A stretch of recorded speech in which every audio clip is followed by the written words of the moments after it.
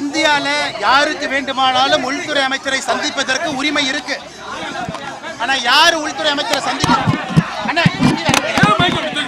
ஆனா இந்தியால யாருக்கு வேண்டுமானாலும் உள்துறை அமைச்சரை சந்திப்பதற்கு அனுமதி இருக்கு. அது உள்துறை அமைச்சரும் சந்திக்கிறாங்க. ஆனா எனக்கு தமிழ்நாட்டிலிருந்து யார் அனுமதி வாங்கி இருக்கிறாங்க, எதுக்கு போய் பார்க்கறாங்கன்னு எனக்கு தெரியாதுங்கண்ணா.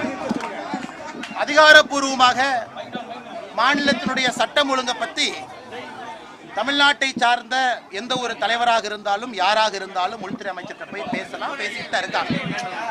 அரசியல் ரீதியாக இந்த நேரத்தில் எதையும் முடிச்சு போட்டு நீங்க கேள்வி கேட்டீங்கன்னா நான் பதில் சொல்லக்கூடிய நிலைமையில நான் இல்லைங்கய்யா. அதனால் நான் திரும்ப திரும்ப சொல்லுவது, உள்துறை அமைச்சர் அதிகாரப்பூர்வமாக யாரோ சந்திக்கிறாங்க, தலைவர்கள் சந்திக்கிறாங்க, இந்த கட்சியிலிருந்து போறாங்கன்னு நீங்க கேட்கறீங்க. நான் சொல்வது எல்லோருக்கும் உரிமை இருக்கு. உள்துறை அமைச்சரை நேரம் கேட்டா கொடுக்கறாங்க, பாக்குறாங்க. ஒருவேளை சந்திப்பு நடந்த பிறகு ஸ்பெசிபிக்கா ஒரு கேள்வி கேட்டீங்கன்னா நான் பதில் சொல்றேன். ஆனா இன்னைக்கு நான் சொன்னா அது தவறா போயிடும். இல்லைன்னா நான் யாருமே முடிச்சு போடல. ஒரு இன்றைய சந்திப்பு அப்படிங்கிறது அதிமுக பாஜக கூட்டணி பேச்சுவார்த்தைக்கான தொடக்கம். இன்னும் விரைவில் ஒரு 10 நாட்களுக்குள் அதற்கான அறிவிப்பும் வெளியாகும்னு நம்ப தகுந்த வட்டார செய்திகள் வெளிவருது. அண்ணே, ஜெர்னலிஸ்ட் நண்பர் அண்ணனுடைய அறிவை நான் இங்கே பரிசோதிக்கல. ஆனால் நான் கட்சியின் சார்பாக அதிகாரப்பூர்வமாக ஒரு விஷயத்தை நான் சொல்லணும் அப்படின்னா அந்த நேரத்தில் நான் சொல்கிறேங்கன்னா, இன்னைக்கு நான் எந்த ஒரு சந்திப்பையும் எதையும் முடிச்சு போட்டு ஒரு கணக்கு போட்டு நான் சொல்ல மாட்டேன். அதிகாரப்பூர்வமாக உள்துறை அமைச்சரை யாரு வேண்டுமானாலும் சந்திக்கலாம். ஒரு மாநிலத்தினுடைய எதிர்க்கட்சி தலைவர் நேரம் கேட்குறாங்க, சட்டம் ஒழுங்கை பற்றி பேசணும், நேரம் கொடுப்பாங்க, பேசலாம்.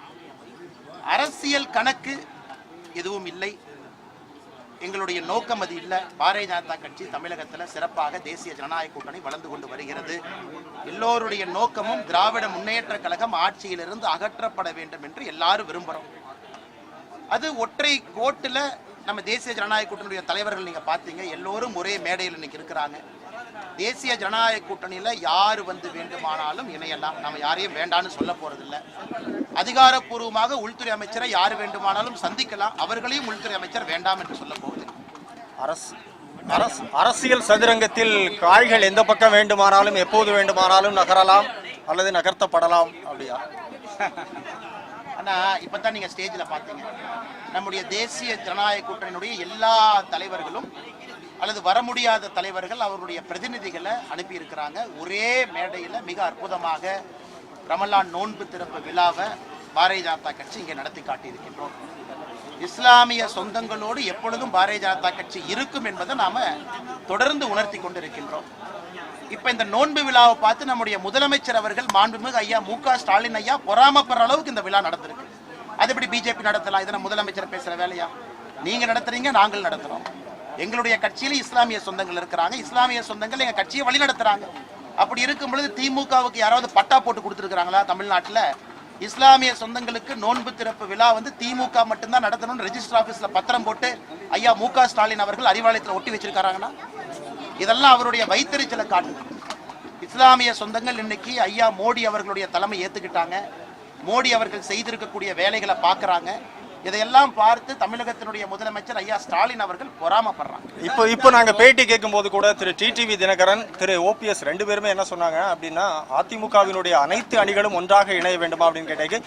எல்லோருடைய விருப்பம் அதானே அப்படின்னு தான் சொல்றாங்க. ஆனா இன்னைக்கு பாருங்க, மேடையில நம்ம அண்ணன் டிடிவி அவர்கள், அண்ணன் ஓபிஎஸ் அவர்கள்லாம் நம்மோடு இணைஞ்சு பயணிக்கிறாங்க. ஒரு வலிமையான ஒரு தேசிய ஜனநாயக கூட்டணி உருவாவதற்கு காரணமாக ஐயா ஓபிஎஸ் அவர்கள், அண்ணன் டிடி அவர்கள், எல்லா தலைவர்கள் இருக்கிறாங்க. நீங்க குறிப்பிட்ட 2 பேரை கேட்டனால தலைவர்கள் பேரை சொல்றாங்க. அதனால வருகின்ற காலத்துல திராவிட முன்னேற்ற கழகத்தை வீழ்த்த வேண்டும். அது கண்டிப்பா வீழ்த்தப்படும். அதற்கு தமிழக மக்கள் என்ன நினைக்கிறாங்க? ஒரு அணியாக திரண்டுவாங்க. ஒரு அணியாக நாங்கள் திரண்டு நிற்கின்றோம். நாங்கள் யாருக்கும் எதிரி இல்லை.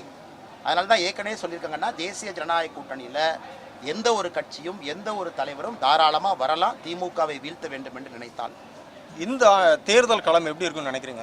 ஏற்கனவே சொன்னது போலீங்கன்னா, தமிழக அரசியல் வரலாற்றில் ஒரு மிக வித்தியாசமான தேர்தல் களம். வலிமையான கட்சிகள் 4-5 கூட்டணிகளாக இன்னைக்கு உருவாயிருக்கு.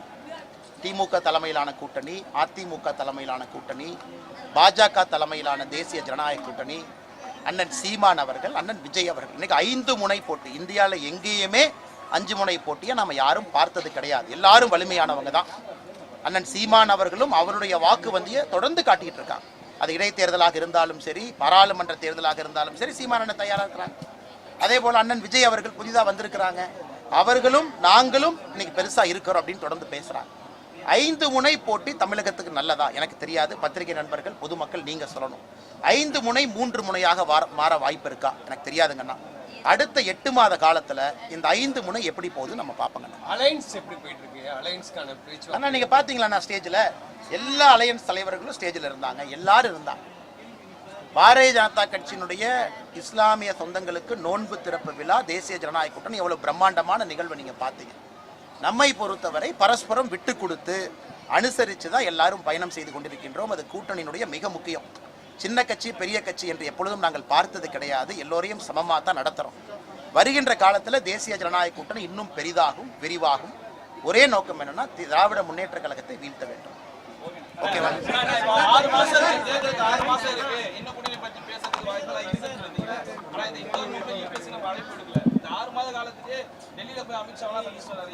நீங்க பாருங்க, இஃப்தார் நோன்பை பொறுத்தவரை அண்ணன் இபிஎஸ் அவர்களாக இருக்கட்டும், அண்ணன் சீமான் அவர்களாக இருக்கட்டும், எல்லாருமே இருக்கிறாங்க.